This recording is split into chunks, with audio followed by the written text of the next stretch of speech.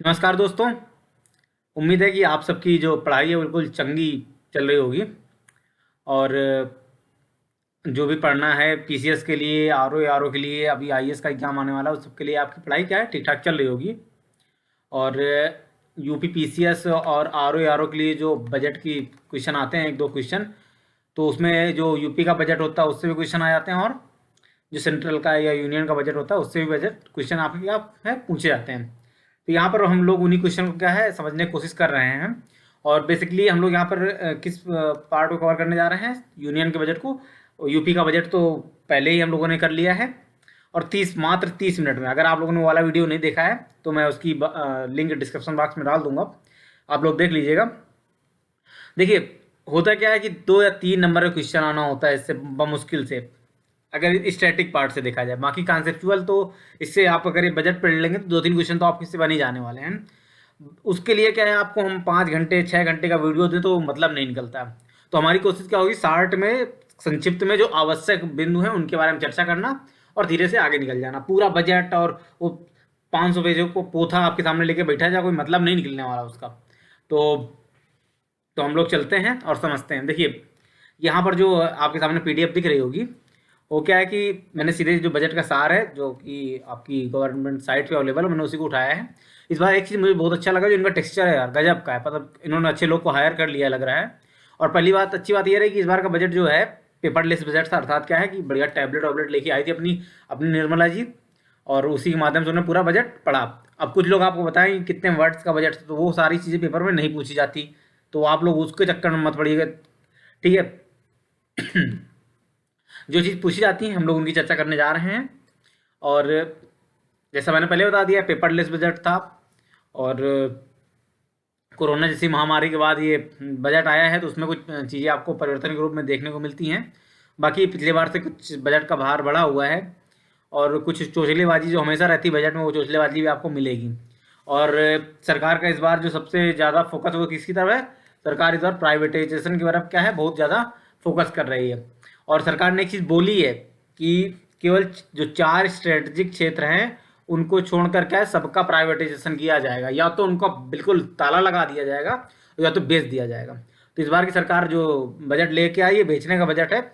और वो सरकार का मतलब एक होता नहीं कि इस बेचने के लिए एक नया शब्द का इस्तेमाल करते हैं, विनिवेश। मतलब क्या समझिए आप लोग, शब्द बदल देने से भाव बदल जाते हैं ना, तो वही चीज़ है यहाँ पे। और यहाँ पर जो जानने वाली बात है, सरकार ने जो स्ट्रेटेजिक जो क्षेत्र हैं वो कौन कौन से हैं, जिनको सरकार ने माना है कि इनको इनको छोड़ के सरकार लगभग लगभग सबका प्राइवेटाइजेशन करने जा रही है। सरकार ने बोला क्या है कि हमारा काम व्यापार करना नहीं है, सरकार का काम कंपनियां चलाना नहीं है। सरकार का काम क्या है, प्रशासन, अच्छा प्रशासन देना और लोगों के जीवन को सरल बनाना। तो उसने जो स्ट्रेटेजिक क्षेत्र में 4 चीज़ें ली हैं। पहला क्या है, पहला तो आपका परमाणु ऊर्जा है। इसी के साथ साथ इसी में आ जाता है आपका अंतरिक्ष प्लस आपका रक्षा। ये आपका पहला क्षेत्र है जिसको सरकार ने माना ये स्ट्रेटेजिक क्षेत्र है। दूसरा क्षेत्र है परिवहन और दूरसंचार।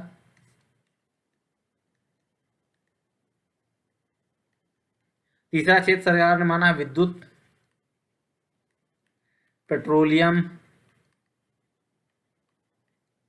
कोयला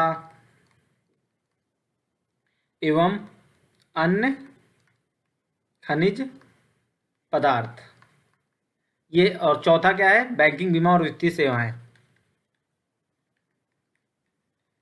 बीमा और वित्तीय सेवाएं, ये 4 क्षेत्र है जिनको सरकार ने क्या माना है, स्ट्रेटेजिक क्षेत्र माना है, जिसका क्या है सरकार विनिवेश करने नहीं जा रही, अर्थात बेचने नहीं जा रही। बाकी जो भी है सब कुछ सरकार बेच देगी, खरीदना हो तो खरीद लो अगर पैसा वैसा है आपके पास, ठीक है दोस्तों।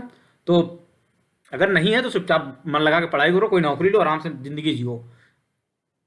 बाकी अभी ये 4 स्ट्रेटेजिक क्षेत्र हैं जो सरकार ने बताया। बाकी सबके अलावा सबका सरकार बेचने के मूड बना चुकी है। सरकार ने इस बजट में और कुछ चीज़ें बताई, उनको भी हम लोग यहाँ पर समझ लेते हैं। वो क्या है बताई हैं कि सरकार का जो इस बार का बजट है, ठीक है, जो अपनी निर्मला जी बजट पेश की हैं, वो किन 6 क्षेत्रों की तरफ क्या है फोकस कर रहा है। उसके 6 स्तंभ बताए उन्होंने, 6 खंभे हैं उसके, जिन पे पूरा बजट टिका हुआ है। अर्थात खंभों से तात्पर्य यह है कि उनका ध्यान किसकी तरफ है। पहला क्या है, स्वास्थ्य और कल्याण। जैसा हो हल्ला हो नहीं रहा था कि इस बार हमने बजट पे इतना एलोकेशन बढ़ा दिया है स्वास्थ्य के लिए, तो जबरदस्ती का कुछ हो हल्ला भी है। स्वास्थ्य और कल्याण इनका पहला क्षेत्र, पहला स्तंभ है। अगर बजट के 6 क्वेश्चन आ जाए, बजट के 6 स्तंभों में से कौन नहीं है, तो फिर आपको मामला गड़बड़ाना नहीं चाहिए। दूसरा क्या है, भौतिक और वित्तीय पूंजी अवसंरचना। भौतिक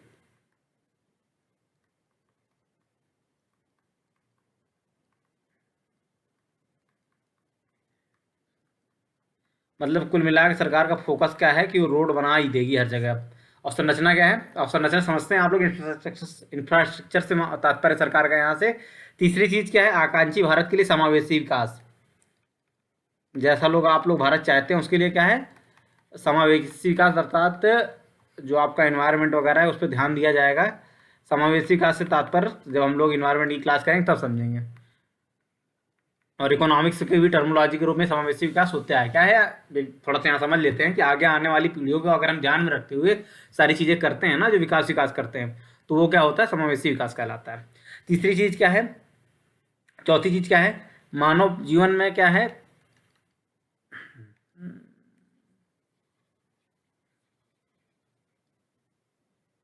मानव जीवन में नव जीवन का क्या करने जा रही सरकार, का संचार करना है, इसका उद्देश्य चौथा पॉइंट का है।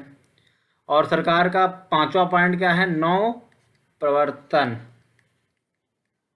और अनुसंधान करना। कुल मिला के समझ लीजिए, अगर आपने प्राइवेट नौकरी की है तो उसमें एक R&D वाला डिपार्टमेंट होता है, रिसर्च एंड डेवलपमेंट, तो वही है। यहाँ पे सरकार R&D पे क्या है, फोकस करने जा रही है। और बाकी जो पिछले जब से सरकार बनी तभी से जो नारा चला आ रहा है, न्यूनतम सरकार और अधिकतम शासन, सरकार उसको फिर से दोहरा रही है।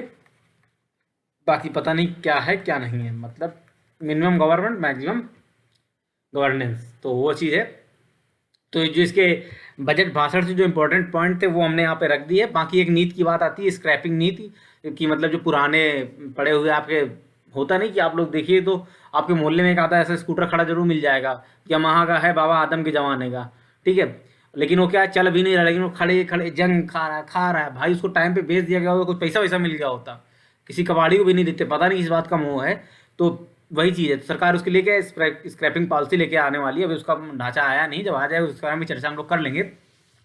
उसमें सरकार ने कहा कि जो आपके खुद के वाहन है वो 20 साल के लिए, 20 साल बाद, और जो प्राइवेट मतलब डेली यूज में, मतलब क्या उनको बोलते हैं, जो व्यापारिक उपयोग के लिए जो वाहन होते हैं, जिनमें पीले कलर की वो लगी रहती है नंबर प्लेट, उनको क्या है 15 साल के लिए बाद फिटनेस टेस्ट के लिए जाना होगा, और वहाँ पे जो फिट अनफिट लोग बैठे होंगे उनको कुछ देना होगा, आप जैसे लोग, और वो क्या है, पास अगर कर देते हैं तो आपका वाहन चलता रहेगा, वरना सीधे सीधे स्क्रैपिंग पॉलिसी में जाइए, 5% का डिस्काउंट लीजिए और वहीं बेच के चले आइए। ठीक है, तो ये स्क्रैपिंग पॉलिसी आई है।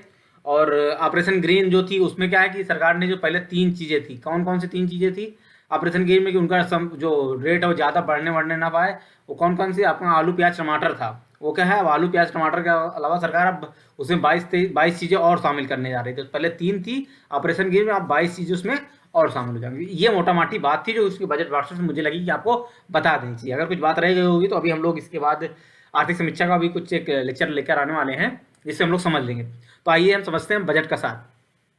देखिए, पहले बजट क्या होता था, फरवरी लास्ट में पेश होता था। अब क्या है, बजट 1 फरवरी को पेश होने वाला लगा है। क्यों? कि उससे क्या है, बजट पास करवाने का टाइम बच जाता है, टाइम मिल जाता है, और क्या है, एक की जो फाइनेंशियल ईयर में है उसके लिए जो अन्य झंझट करने से सरकार को मुक्ति मिल जाती है। तो ये है मोटी माटी बात। तो देखिए, बजट का जो सार है वो पढ़ना चाहिए। उससे फायदा क्या मिलता है कि आपके जो एग्जाम होते हैं, जैसे RO हो गया, UPPCS का हो गया, इनमें क्या होता है, जो 1-2 नंबर के राजस्व घाटा, राजकोषीय बचत, ये सारी चीजें जो इस तरह क्वेश्चन होते हैं ना, वो आपके यहाँ साल हो जाने वाले होते हैं। ठीक है, तो सॉरी, ठीक है, तो हम लोग चलते हैं यहाँ पर समझते हैं, और जो समझ में ना आया कमेंट बॉक्स में बता दीजिएगा।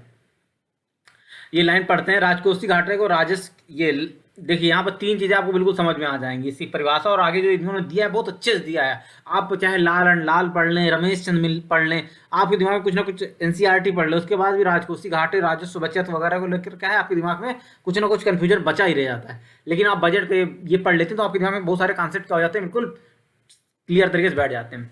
राजकोषीय घाटे को राजस्व की प्राप्तियां, जमा गैर ऋण प्राप्तियां और कुल खर्च के बीच रहने वाले अंतर के रूप में देखा जाता है। इस राजस्व घाटे में राजस्व घाटे की बात कर रहा है, सरकार की कर्ज की कुल जरूरत को भी दर्शाया गया होता है। राजस्व घाटे से तात्पर्य क्या होता है, राजस्व की प्राप्तियां और राजस्व खर्च का अधिक होना। सिंपल सी बात है कि राजस्व व्यय माइनस राजस्व आय। प्रभावी राजस्व घाटे का तात्पर्य क्या है, राजस्व घाटे और पूंजीगत परिसंपत्तियों के सृजन के लिए दिए गए अनुदान के बीच का अंतर। क्या होता है कि पहले राजस्व हम लोग क्या निकाल लेंगे, राजस्व घाटा, और उसके बाद क्या होता है सरकार बहुत सारा जो स्टेट्स होते हैं उनको क्या देती है, अनुदान देती है। बिहार वाले चिल्लाते रहते हैं ना बहुत कि हमें अनुदान दो अनुदान दो, और भी कई राज्य चिल्लाते रहते हैं। किस लिए, उस अनुदान में क्या होता है कि सरकार कुछ परिसंपत्तियों का सरकार ने उसे बिहार को अनुदान के रूप में दिया, उस बिहार वालों ने क्या बना दिया, पुल बना दिया उस पैसे से। तो वो क्या हो जाएगा, घोटाला, चारा घोटाला टाइप में कुछ नहीं किया, मतलब तो वो नहीं आएगा परिसंपत्ति निर्माण में, या लालू जी उस चारा घोटाला करके उससे परिसंपत्ति का निर्माण कर रहे हैं, तो वो समस्या वाली बात है। ठीक है, तो अनुदान जो दिया जाता है और उससे कुछ किसी पूंजीगत चीज का निर्माण होता है, तो उसको अगर घटा दिया जाए तो क्या होता है, प्रभावी राजस्व घाटा हो जाता है। तो और प्राथमिक घाटा क्या, राजकोषीय घाटे में ब्याज के भुगतान के रूप में मापा जाता है। अब ये लाइन क्या है प्राथमिक घाटे का, सिंपल सी बात ये है कि जो आपका राजकोषीय घाटा है, अगर उसमें से जो आप ये कर लें कि जो इस साल आपने जो टिटिम्मा किया है उसको केवल रख लें, पिछले वर्ष का जो टिटिम्मा की वजह से आपने जो ब्याज भुगतान किया है उसको घटा दें राजकोषीय घाटे से, तो क्या हो जाएगा, आपका प्राथमिक घाटा हो जाएगा। अर्थात जो आपके इस साल के क्रियाकलाप हैं, जो भी आपने उल्टा सीधा किया है उसकी वजह से आपके जो घाटा बढ़ रहा है उसको क्या बोलेंगे, प्राथमिक घाटा। और राजकोषीय घाटा क्या है, जो आपके पुराने मतलब होता है ना कि आपने जो पिछले कांड किए होते हैं उनकी वजह से भी क्या होता है, कई बार आप नजर में चढ़े रहते हैं, उसको टोटल को राजकोषीय घाटा कहा जाएगा। पुराने क्रियाकर्मों का जो प्रभाव होता है, अगर पुराने सबको हटा के केवल इसी साल के आपके कर्मों को देखा जाए तो वो आपका राजकोषीय घाटा कहलाएगा। तो ये बात आपको शायद समझ में आ गई होगी, अगर नहीं समझ में आई तो जरूर बताइएगा। और इस बार क्या है, सरकार का जो फोकस है वो इंफ्रास्ट्रक्चर पे है, बहुत समय से है। और पूंजीगत व्यय में बजट अनुमान 2020-21 का 34.5%, अर्थात 1,42,151 करोड़ रुपए क्या है, बढ़ोतरी की गई है। ठीक है, इस वर्ष पूंजीगत बजट में काफी बढ़ोतरी देखने के लिए मिल जाती है। अब देखिए यहाँ पे समझते चलिएगा, राजस्व प्राप्तियां, पूंजीगत प्राप्तियां, कुल प्राप्तियां, इस ये चैप्टर में इसलिए बहुत अच्छे से समझा रहा हूँ कि इससे क्या है क्वेश्चन, ये जरूरी नहीं कि आपकी ये पूछ लिए 1,78,8,424 रुपए का इस बार राजस्व प्राप्तियां, ये बिल्कुल नहीं पूछा जाएगा, बेकार में पढ़ने की जरूरत भी नहीं है। ठीक है,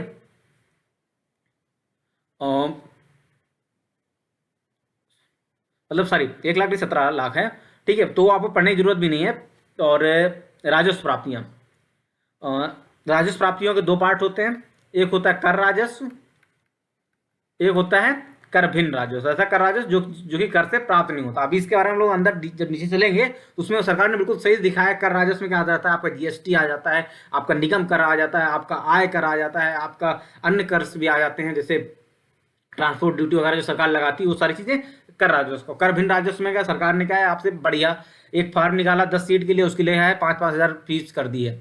मतलब अभी देख रहे हैं ना, जैसे यूपीएचएससी का फॉर्म आया हुआ असिस्टेंट प्रोफेसर वाला, 2,000 रुपये फीस है, उससे सरकार की जो कमाई होगी, मतलब वो तो राज्य सरकारी होगी, वैसे अगर सेंट्रल करे तो वो क्या होगा, सरकारी कर भिन्न राजस्व में जाएगा। सरकार ने बहुत सारी कंपनियां जो खोली हुई उनसे जो सरकार को फायदा हो रहा है वो भी कर भिन्न राजस्व में जाता है। पूंजीगत प्राप्तियां, ऐसा मामला समझ के चलिए, पूंजीगत प्राप्तियों के लिए मैं आपको एक कॉन्सेप्ट यहाँ पर समझा दे रहा हूँ, आपको बिल्कुल डाउट नहीं रह जाएगा।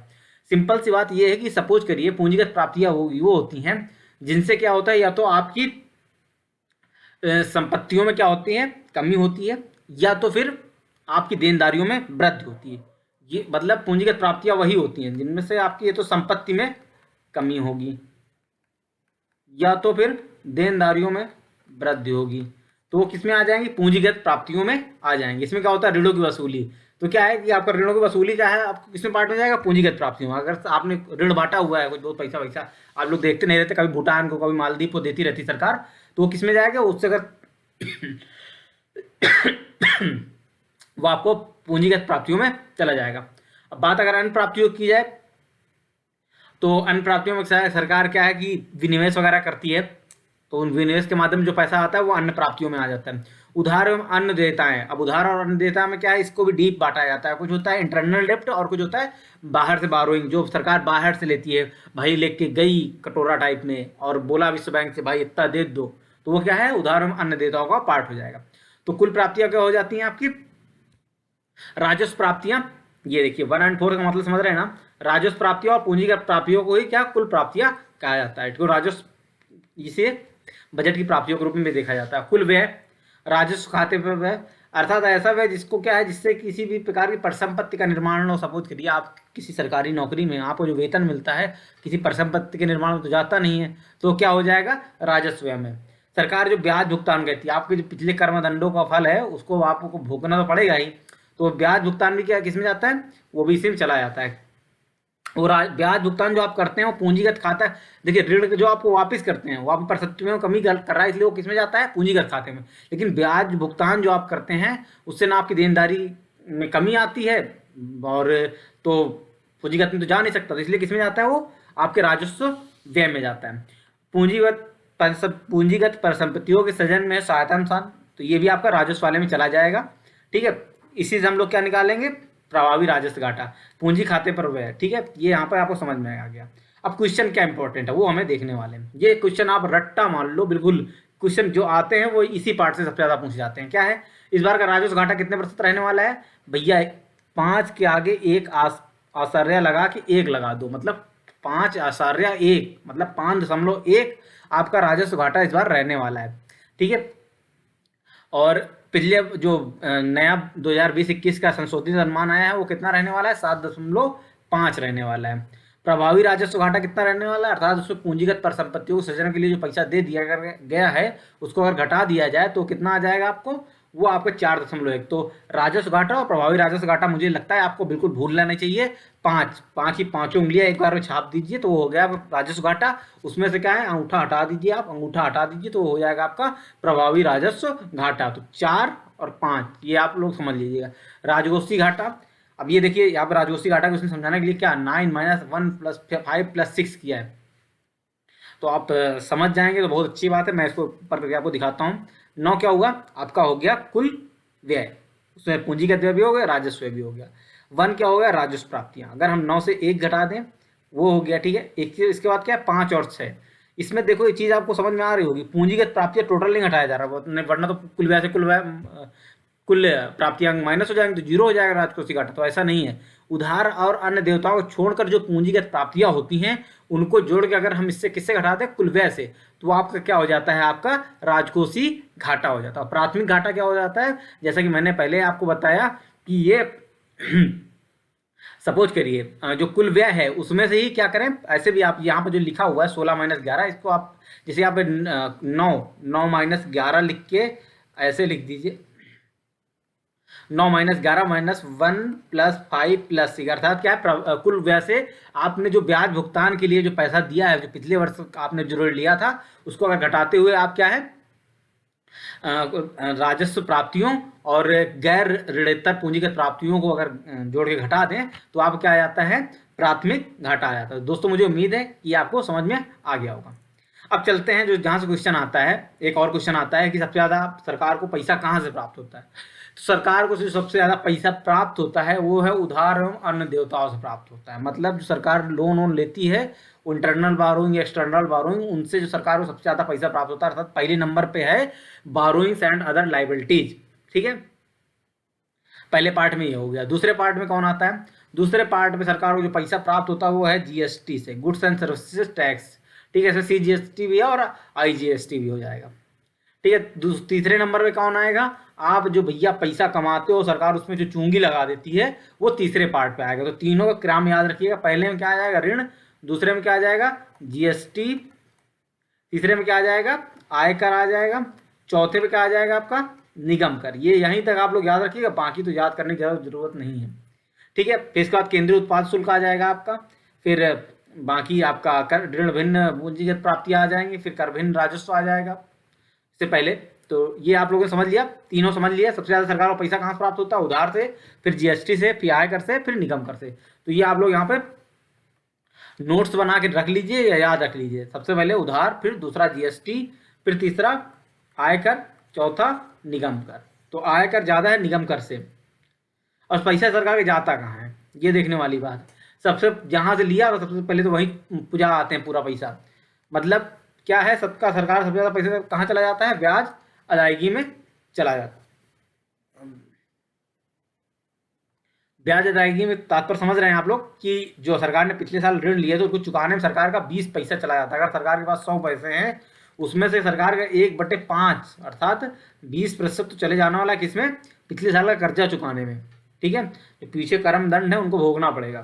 करों और शुल्कों में राज्यों का हिस्सा कितना है, 16%, अर्थात उसको 16 पैसे वहां देने पड़ जाते हैं। ठीक है, इसके बाद तीसरे नंबर पे आपका क्या है, तीसरे नंबर पे आपका आता है केंद्रीय क्षेत्र की योजनाएं। उसमें क्या है, जो सेंट्रल सेक्टर स्कीम होती है, दो प्रकार की योजनाएं केंद्र सरकार चलाती है, वो यहाँ पे दोनों समझ लीजिए। एक होती है सेंट्रल सेक्टर स्कीम, जिनका क्या सरकार पूरा पूरा पैसा केंद्र सरकार देती है, और दूसरी होती है केंद्रीय प्रायोजित स्कीम। केंद्रीय प्रायोजित योजना वो योजना होती है जिनका पूरा पैसा सरकार नहीं देती है, लेकिन केंद्र सरकार चालू करती है, उसमें कुछ हिस्सा राज्यों का भी होता है। 60-40, पहाड़ी के लिए 90-10 हो जाता है, पहाड़ी राज्यों के लिए। पूर्वोत्तर वालों के लिए भी सेम टू सेम सिस्टम है, तो वो आप लोग समझ लीजिए। तो 4 इसके इंपॉर्टेंट कौन कौन से हो गए। सबसे पहला ब्याज आपका ब्याज में चला जाएगा। सबसे पहला पार्ट इंटरेस्ट आप जो चुका रहे होते हैं तो उसमें आपका पैसा चला जाता है। दूसरा पार्ट आपका किस में चला जा रहा होता है, आपका राज्यों को जो आप पैसा वितरित करते हैं। और तीसरा पार्ट क्या है, सरकार की योजनाओं में चला जाता है। और चौथा पार्ट सरकार की जो अन्य एक्सपेंडिचर होते हैं, रक्षा और रेलवे जैसे, और वित्त आयोग का अंतरण जो सरकार को बताया जाता है उसमें चला जाता है। इस हिसाब से इंपॉर्टेंट क्या है सबसे ज़्यादा आपका, लगभग सरकार अपने 8% आपका अपना जो बजट का टोटल रक्षा पे खर्च करती है। ये चीज़ इंपॉर्टेंट है, ये याद रखिए। कितना परसेंट, 8%। सबसे ज़्यादा किस में खर्च करती है, ब्याज पे, और दूसरा पे सरकार में इसका हिस्सा, राज्यों का हिस्सा। तो ये चीज़ इंपॉर्टेंट थी, वो हम लोगों ने समझ लिया। फिर से एक बार देख लेते हैं। इस बार देखिए एक चीज़ और समझ लीजिए, जो बजट पेश होता है ना, उसमें 4 साल का 4 बजट टाइप के पेश होते हैं जब भी बजट पेश किया जाता है।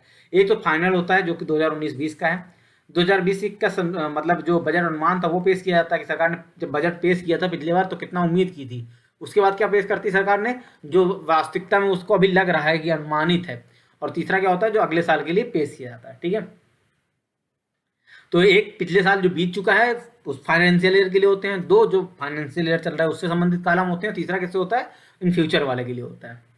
ठीक है, तो राजकोषीय घाटा क्या होता है हम लोगों ने पहले ही समझ लिया है।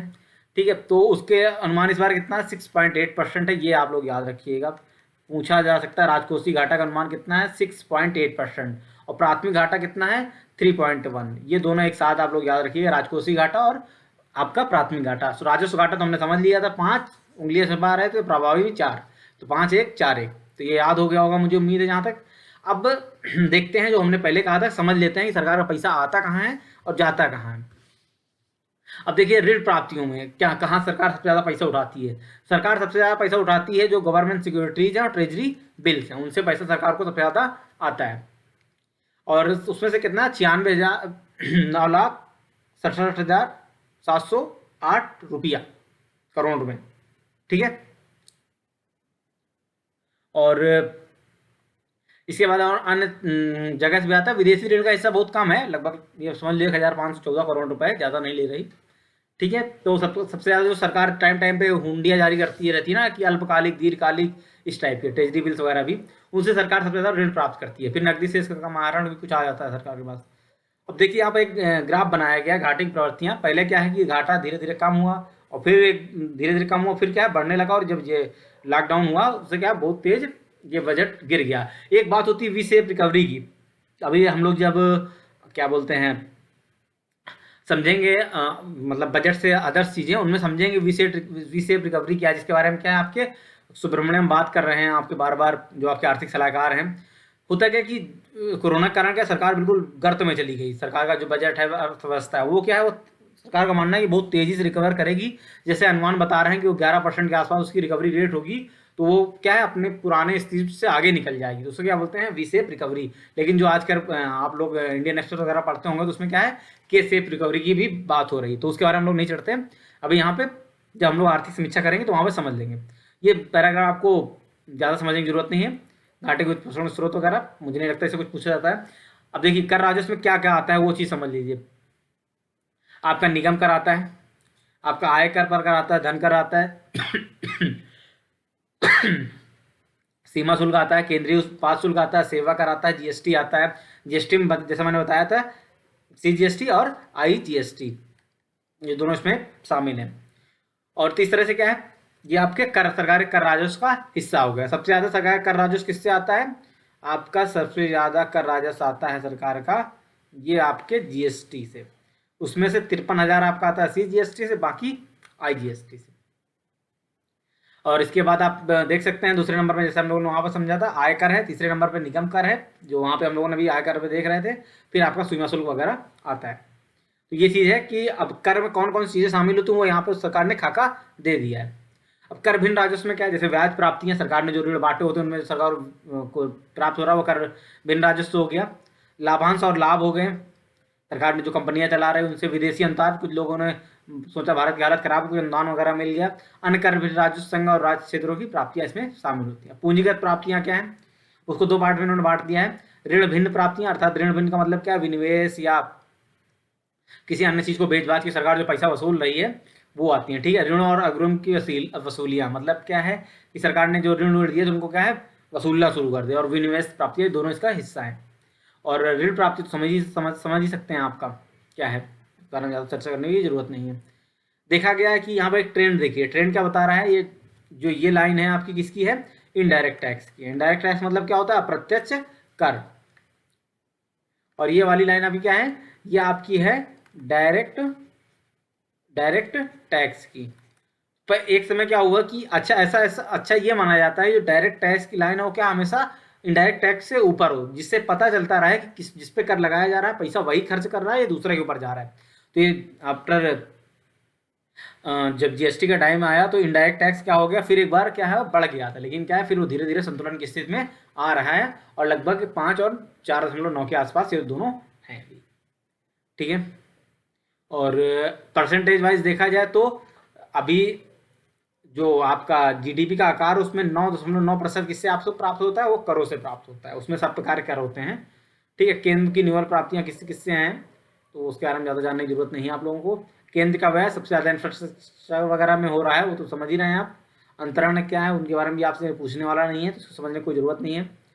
और रेल मंत्रालय के लिए 1,07,758 करोड़ रुपये की व्यवस्था है। और देखिए कितने बेहतरीन ग्राफ बनाए हैं इस बार। वो जो पिछले बार का आर्थिक समीक्षा आई थी ना उसमें भी मैंने देखे तो बहुत सही थे वो। हाँ, एक नंबर का क्वेश्चन है आपका यार, एक हर दूसरे तीसरे चौथे एग्जाम में आपको यूपी वाले में मिल जाएगा कि भैया जो सबसे ज़्यादा आपकी सब्सिडी है वो किस पे जाती है। तो देख लीजिए बिल्कुल आप आंखें खोल के, सबसे ज़्यादा किस पे जाती है, आपके खाद्य पे। जो आप लोग राशन कार्ड लेके पहुंच जाते हैं ना लाइन लगाने, वो वाली में। ठीक है, जो कि आपका अधिकार भी है। ठीक है, खाद्य सबसे ज़्यादा खाद्य पे जाती है। दूसरे नंबर पर किस पे जाती है, आपके उर्वरक पे जाती है। आपका जो यूरिया वगैरह, इस बार यूरिया पे लगभग बहुत ज़्यादा सरकार का पैसा खर्च हो गया, इसीलिए 1,33,000 पहुंच गई थी। और फिर किसमें आता है, पेट्रोलियम वगैरह में, जिसमें गैस वगैरह का हिस्सा है, क्योंकि पेट्रोल डीजल में तो अब देती नहीं और कैरोसिन अब मिलता नहीं। ठीक है, बाकी पेंशन और रक्षा पे सरकार का हिस्सा यहाँ दिखाया गया है। जैसा मैंने पिछले आपको शुरुआत में बताया था, आपका रक्षा पे कितना है, लगभग 8% सरकार व्यय करती है। तो सब्सिडी आप लोग देख ही रहे हैं। शिक्षा का बजट इस बार कितना है, 93,224 है। पिछले बार कब से बजट से अगर देखा जाए तो क्वेश्चन, हाँ अभी हाल फिलहाल में जो पिछले साल आर के या पीसीएस का क्वेश्चन हुआ था, मुझे याद नहीं है, लास्ट ईयर पेपर देखना पड़ेगा, उसमें क्वेश्चन आया था कि किसका बजट घटाया गया है, मनरेगा वगैरह ऐसा कुछ करके ऑप्शन था जिसमें मनरेगा का बजट घटाया गया था। तो इस टाइप के लिए मैंने यहाँ पे कुछ अंडरलाइन कर दिया है, इसलिए कि आप लोगों को याद रहे। तो इस बार क्या है, शिक्षा का बजट क्या है, पिछले बार से अगर मूलतः देखा जाए तो जो मूल बजट है, जो अनुमान है, उससे तो बढ़ रहा है, मतलब जो संशोधित अनुमान है, रिवाइज एस्टिमेट। लेकिन क्या है, जो पिछले बार की घोषणा हुई थी 99,312, बहुत हो हल्ला भी हुआ था, उससे क्या है कमी है। 93,224 करोड़ ही सरकार खर्च करने जा रही है इस बार। किस पे, शिक्षा पे। ढिंढोरा चाहे जितना पीट ले, वो तो सरकार का काम है। वित्त और हेल्थ के लिए सरकार क्या है, पिछली बार के अगर वास्तविक वाले से देखा जाए तो सरकार कुछ बढ़ा रही है, वो मतलब जो बजट में घोषणा हुई थी उससे, लेकिन वास्तविक वाले से कम है, जो संशोधित अनुमान है उससे कम है। तो ये चीज़ यहाँ पे समझने वाली, तो हमने यहाँ पे देख लिया। तो क्या है, शिक्षा का बजट घटा है इस बार। ये देखिए कितना बढ़िया बना रखा है डायग्राम वगैरह। हेल्थ का देखिए यहाँ पे क्या स्कोप कैसे दिखा रहा है। तो इसकी संशोधित वाला है यहाँ पे रिवाइज एस्टिमेट। ये बजट एस्टिमेट भी का मतलब ये क्या है, रियल एस्टिमेट जो वास्तविकता में प्राप्त हुआ था। एग्रीकल्चर एंड एलाइड एक्टिविटीज में क्या है, सरकार ने क्या है बढ़ाया है, थोड़ा से बढ़ाया है, 1,48,301 रुपये कर दिया है। एजुकेशन में क्या है, हल्का से घटा है और फिर बढ़ने की उम्मीद है। रूरल डेवलपमेंट के लिए कुछ पैसा कम कर दिया है, जो पिछले बार 2 लाख क्रॉस कर गया था, इस बार 1,94,000 पे ही रह गया है। सोशल वेलफेयर में क्या है, सरकार ने फिर थोड़ा से जोर लगाया है, और ट्रांसपोर्ट का सरकार का सबसे ज़्यादा फोकस है, उसके लिए फिर सरकार ने सबसे ज़्यादा इस बार बजट रिलोकेशन किस पे है, ट्रांसपोर्ट पे ही है, 2,33,000 का। नितिन गडकरी को बहुत पैसा मिल रहा है खर्च करने को, ठीक है। अर्बन डेवलपमेंट के लिए 54,581 रुपये ही मिले हैं, जो कि पिछली बार से अधिक है। तो आप लोगों ने देख लिया सबसे ज़्यादा किसको मिला है, ट्रांसपोर्ट को मिला नंबर 1 पे, दूसरे पे रूरल डेवलपमेंट पे, तीसरे पे एग्रीकल्चर है, चौथे पे आपका एजुकेशन है, पांचवें पे हेल्थ है, और छठवें पे आपका अर्बन डेवलपमेंट है, ठीक है। करोड़ों राज्यों के हस्तांतरण वगैरह ये आपके क्वेश्चन का मतलब पूछे नहीं जाते इनसे ज़्यादा, और ये पढ़ने के बेकार फालतू अपना आप टाइम बर्बाद मत करिएगा। ये यहाँ पर सरकार दिखाने जा रही है कि सरकार जो है राज्यों को पैसा ज़्यादा बढ़ा रही है, धीरे धीरे उसका ग्राफ बना दिया है, तो ये समझ लीजिए, बाकी कुछ काम का नहीं है। बाकी यहाँ पर ये भी आपको समझने की ज़रूरत नहीं है। और आगे चलते हैं हम लोग, अब देखते हैं कुछ स्कीम, सरकार की प्रमुख प्रमुख स्कीम है, उनका पैसा घटा या बढ़ा, ठीक है। देखिए सबसे महत्वपूर्ण स्कीम कौन सी है, महात्मा गांधी राष्ट्रीय ग्रामीण रोजगार गारंटी कार्यक्रम, मनरेगा। ये पहली ऐसी स्कीम थी जिसमें क्या है, गारंटी और कानून है, ठीक है। तो अब इसका पिछले बार के बजट से देखा जाए, बजट अनुमान से इसका बजट तो बढ़ा है 73,000 करोड़। इसकी एस्टिमेट वैल्यू भी याद रखिएगा, सरकार मनरेगा पर कितना खर्च करने का अनुमान कर रही है इस बार, वो कर रही है 73,000 करोड़ का। लेकिन क्या है जो वास्तविक पिछले बार क्या है कि बहुत सारे लोग क्या है घर लौट के पहुंच गए थे, कोरोना लग गया था भाई सबको, तो उस वजह से क्या है सरकार ने बहुत ज़्यादा मनरेगा में खर्च किया, और कितना 1,11,500 करोड़ सरकार ने लगभग मनरेगा में खर्च किया था। तालाब वालाब खुदवाए थे, गड्ढे वड्ढे खुदवाए थे, उसमें सरकार का 1,15,000 खर्चा हुआ था, लेकिन उससे इस बार कम है, सरकार इस बार ज़्यादा कोई गड्ढे वड्ढे खोदने का नहीं फिर भी, लेकिन पिछले बार से इसका बजट बढ़ा है। यही क्वेश्चन आ गया था यहाँ पर पिछले बार 2020-21 में, किसका बजट घट रहा था, किस मनरेगा का घटा था, ठीक है। बाकी यहाँ पर जो अन्य अन्य महत्वपूर्ण योजना है उनसे क्वेश्चन आने की संभावना कम लग रही है। सबका बजट क्या है, बढ़ा हुआ है, चाहे वो सामाजिक सहायता कार्यक्रम का बजट हो, चाहे अल्पसंख्यकों संबंधित कार्यक्रम हो, उससे उसका भी बजट बढ़ा है। आपका अन्य वंचित समूहों के लिए जो अमरेला कार्यक्रम, उसका भी बजट बढ़ा है। अनुसूचित जातियों के लिए जो SC वगैरह के लिए कार्यक्रम, उसके लिए भी लगभग 1,000 करोड़ सरकार बढ़ा दी, 1,200 करोड़ की दक्षिणा बढ़ी है, और लगभग 900 के आसपास ST वगैरह के लिए भी बढ़ा हुआ है। अन्य महत्वपूर्ण स्कीमें कौन कौन सी हैं उनके बारे में देख लेते हैं। स्वास्थ्य बीमा योजना का सरकार ने पैसा बढ़ा दिया है, कोई मैटर नहीं करता है। नीली क्रांति का भी पैसा बढ़ाया है, सरकार ने बढ़ाया है। सीमा क्षेत्र विकास कार्यक्रम का भी बढ़ाया ही होगा, तो फोकस उसका पर्यावरण वानिकी वन्य जीव का पैसा बढ़ा ही है। हरित क्रांति के लिए सरकार ने एलोकेशन बढ़ाया है। जो सबसे बड़ी चीज़ है वो है जल जीवन मिशन, जिसके लिए सरकार 2024 तक क्या है हर घर नल से जल पहुंचाने वाली है। इस बार उसका बजट एलोकेशन क्या है, पिछली बार से काफ़ी बढ़ गया, लगभग 5 गुना। और महिला, देखिए सरकार ढिंडोरा बेचती रहती है ना, या महिलाओं के लिए बहुत सोच रहा है। महिलाओं संरक्षण और सशक्तिकरण मिशन के लिए सरकार ने दिन ब दिन क्या है बजट इस बार का क्या है भैया मेरे 726 से घटा के सीधे सीधे कितना कर दिया 48। अगर पिछली बार घोषणा के हिसाब से देखा जाए तो 1163 में केवल पूरा 1100 ही हटा दिया है, 1115 घटा केवल 48 ही करके छोड़ दिया है। तो महिलाओं के लिए बहुत ज़्यादा बजट एलोकेशन है, महिलाएं सशक्त हो जाएं, ठीक है। पुलिस आधुनिकीकरण से क्वेश्चन नहीं। राष्ट्रीय शिक्षा मिशन के लिए जैसा कि बताया गया उसका भी बजट कुछ बढ़ा है लेकिन वास्तविक में क्या है बजट घटा है। पिछली बार 99,000 की घोषणा हुई थी, इस बार उससे कम ही अटक गए हैं। स्वास्थ्य मिशन के लिए क्या बजट एलोकेशन 2,000 करोड़ रुपया बढ़ गया है। और आजीविका मिशन के लिए बढ़ा है। और जो आपका मध्याह्न योजना है मिड डे मील, उसके लिए भी सरकार ने क्या है कुछ बजट एलोकेशन बढ़ाया और 11,500 घटाया है। तो इस बार क्वेश्चन अगर आ जाए किसका बजट घटा है तो मिड डे मील का घटा है, ये चीज़ याद रखिएगा। मिड डे मील का सरकार ने क्या है बजट एलोकेशन कम कर दिया है, ये देख लीजिए बिल्कुल सही से। पिछली बार कितना था 12,900 करोड़, इस बार क्या है 11,500 करोड़ ही रह गया है। ये बात याद रखने वाली है। इस क्वेश्चन ऐसी जगह से बनते हैं, बाकी सब जगह बढ़ रहा है, घट कहाँ पे रहा है महिलाओं वालों पर और जो मध्याह्न भोजन है। इस बार लड़के कम है क्या, मुझे समझ में नहीं आ रहा यार।